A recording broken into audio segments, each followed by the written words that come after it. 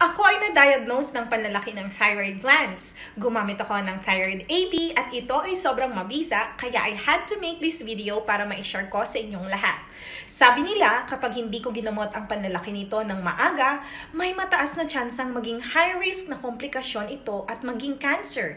Maaari itong kumalat sa endocrine glands hanggang sa dibdib, matres o mga ovaries na nagiging sanhi ng fibroids, cyst at pagkabaog. At kung mayroon kang isang endocrine disease, ito ay madalas na humahantong sa iba pang mga sakit. Kaya, lahat ng mga kababaihan na hindi pa nanganganak ay dapat mag-ingat. Sumailalim ako sa biopsy. Buti na lang, benign ito kaya sinubukan ko ang lahat para magamot ito ng maaga. Normally, namamaga ang leeg ko at ang sama tingnan, nakakahiya at nakaka-conscious. Hindi ako naglalakas loob na pumunta kung saan-saan dahil hindi ito kayang takpan ng damit. Lahat ng tumitingin sa akin ay nagtatanong. Madalas tuyo na lalamunan at ang aking leeg ay madalas na sumasakit.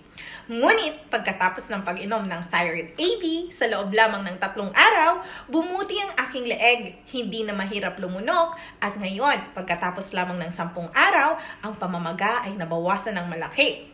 Tingnan mo ang aking leeg. Ngayon, ito ay mas maayos at nasa normal na kalagayan. Hindi pa ako nakakagamit ng anumang gamot na kasing buti at epektibo tulad nito. Sobrang saya ko, kaya ginawa ko itong video para ma-share ko sa lahat. Gumagamit pa ako ng Thyroid AB at kapag gumaling na ako, gagawa ko ng isa pang video para ipaalam sa lahat. Everyone, bili na at subukan ang gamot na ito. Wala pa akong nakikitang gamot na kasing ganda at kasing mura ng Thyroid AB.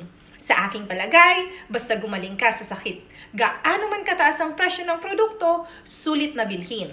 Pero kung bumili ka pero di ka naman gumaling, sayang kahit ang 1 piso.